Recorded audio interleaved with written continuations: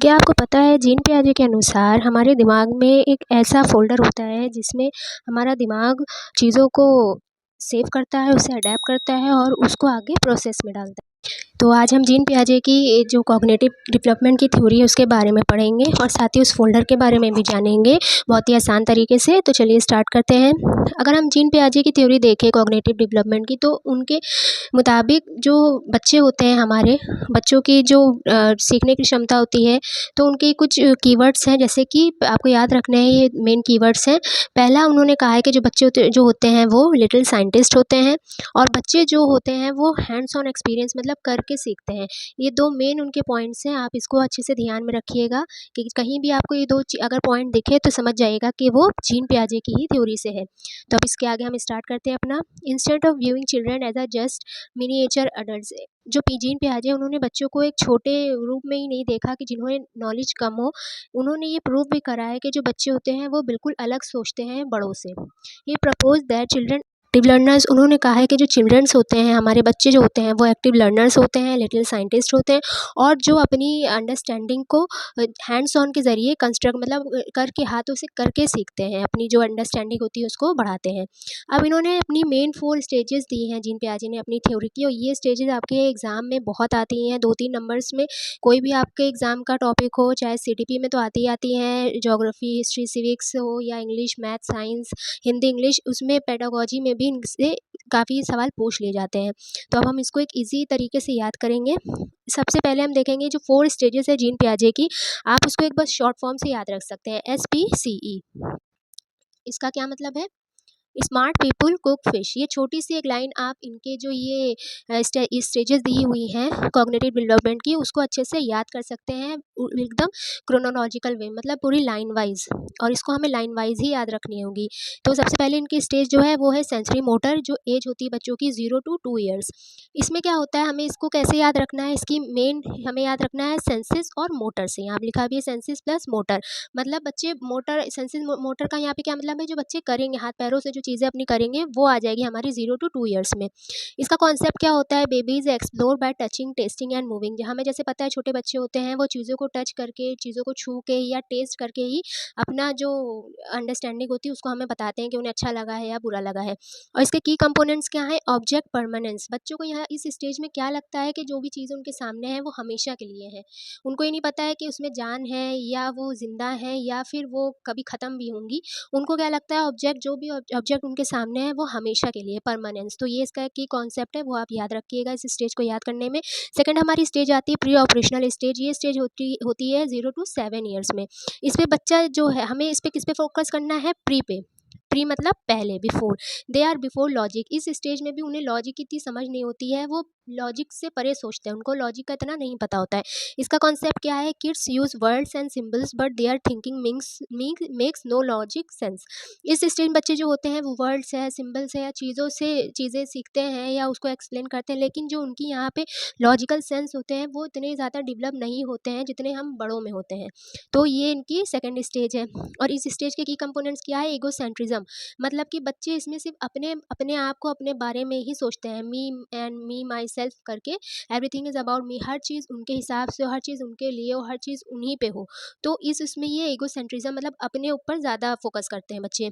Animism क्या होता है, ऑल थिंग्स हैव फीलिंग्स, मतलब सारी उनके सामने जो भी ऑब्जेक्टिव हम ऑब्जेक्ट रख देंगे उनको लगेगा कि इस ऑब्जेक्ट में भी फीलिंग्स हैं, चाहे वो क्लाउड्स हों, चाहे उनके टॉयज़ हों, टेडी बियर हों, डॉल्स हो, कुछ भी हो, उनके सामने हम कुछ भी रखेंगे, बॉल भी रखेंगे तो उन्हें लगेगा कि इस चीज़ के अंदर फीलिंग्स है। तो ये इसकी सेकंड स्टेज के की कंपोनेंट्स हैं। अब हमारी आती है third stage, concrete operational stage. ये स्टेज होती है 7 to 11 years. Things of concrete bricks, हम एक ब्रिक्स के जरिए इसको याद रख सकते हैं। You can only build with things you can physically touch. इसमें क्या होता है, बच्चे इस स्टेज में जो चीज़ को टच कर सकते हैं, जिस चीज़ को महसूस कर सकते हैं, उसी पे वो अपना फोकस करते हैं। इसका कॉन्सेप्ट क्या है, रियल में जो चीज़ें हम उनको दिखाएंगे, या हैंड्स ऑन मतलब वो जो हाथ में चीज़ें पकड़ के उस चीज़ को महसूस करेंगे, फिजिकल लॉजिक, ये सब चीज़ें इस स्टेज में बच्चों के अंदर डेवलप हो जाती हैं। इसका की कंपोनेंट कंजर्वेशन, मतलब कि if you from one short glass into a tall glass. तो यहाँ पे एक छोटा सा एग्जांपल है, अगर जैसे कि मान लीजिए हमने बच्चों के सामने 2 ग्लास रखे, एक लंबा ग्लास, एक छोटा ग्लास। छोटे ग्लास में हमने थोड़ा-सा जूस पोर करा। फिर उसके बाद क्या होगा कि हम उसमें उस छोटे ग्लास को का जो जूस है वो बड़े ग्लास में ट्रांसफ़र कर देंगे। तो बच्चों को यहाँ पे फाइनली समझ में आ जाएगा कि अच्छा जूस की जो क्वांटिटी है वो उतनी ही है, जूस का अमाउंट उतना ही है, बस हमारा क्या हुआ है जो ग्लास का शेप है वो बदल गया है। तो यहाँ पे उनकी थोड़ी-सी एक फ़िज़िकल लॉजिक जो वो देखेंगे चीज़ें उसमें उनको इंटरेस्ट आने लगता है और वो चीज़ वो समझने लगते हैं। अब आता है हमारा स्टेज 4, फॉर्मल ऑपरेशनल स्टेज। ये यहाँ से 11 प्लस के जब बच्चे हो जाते हैं तो उनमें ये स्टेज देखने को मिलती है। इसकी क्या ट्रिक है? Think of a formal suit. हमें एक फॉर्मल सूट से इसको फॉर्मल ऑपरेशन को याद रखना है। This is the mature grow up level. यहाँ पे बच्चे जो होते हैं मैच्योर हो जाते हैं और ग्रो अप हो जाते हैं।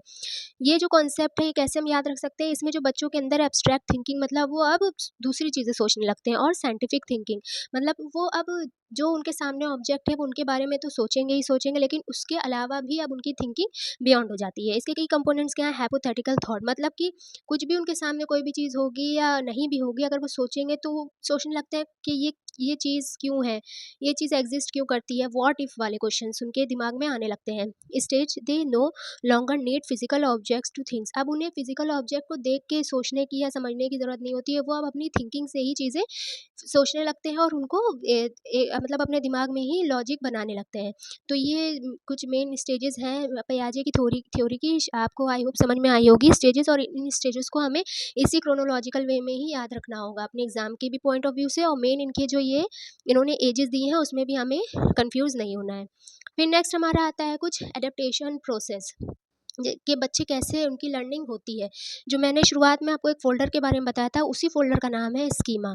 स्कीमा क्या होता है? हमारे दिमाग में पियाजे के अनुसार हमारे दिमाग में एक फ़ोल्डर है, एक स्कीमा तरह का एक फ़ोल्डर है जिसमें हमारी जो नॉलेज हम चीज़ों को देख के गेन करते हैं वो इसमें सेव हो जाती है। अगर वो नॉलेज हमारे पहले से ही उस हमारे दिमाग में सेफ है तो वो ठीक है। लेकिन अगर हमारे दिमाग में वो नॉलेज या उस चीज़ की नॉलेज हमें नहीं है तो वो एक नया फ़ोल्डर बनाएगा। इस चीज़ को हम थोड़ा-सा डिटेल में समझते हैं। स्कीमा जो है वो हम दो तरह से प्रोसेस करते हैं अपने दिमाग में। पहला होता है एसिमिलेशन। एसिमिलेशन में क्या होता है? सेम स्कीमा मतलब fitting new information into an existing folder. अब मान लीजिए यहाँ पे एक छोटा-सा एग्ज़ाम्पल है, एक बच्चा है छोटा, उसने डॉग देखा एक दिन। उसने अपनी मम्मा से कहा कि अच्छा मम्मा ये क्या है? तो उनकी मम्मा ने बताया कि ये 4 लेग्स वाला डॉग है, उनके 4 लेग्स होते हैं, फरी उनकी बॉडी होती है। बच्चा समझ गया, उसने अपने दिमाग में एक डॉग का फ़ोल्डर बना लिया। नेक्स्ट डे उसने एक बिल्ली को देखा, कैट को। उसने मम्मा से फिर देख के कहा, उसके दिमाग में आया कि अच्छा इसके भी 4 लेग्स हैं, इसकी भी फरी स्किन है, ये डॉग है।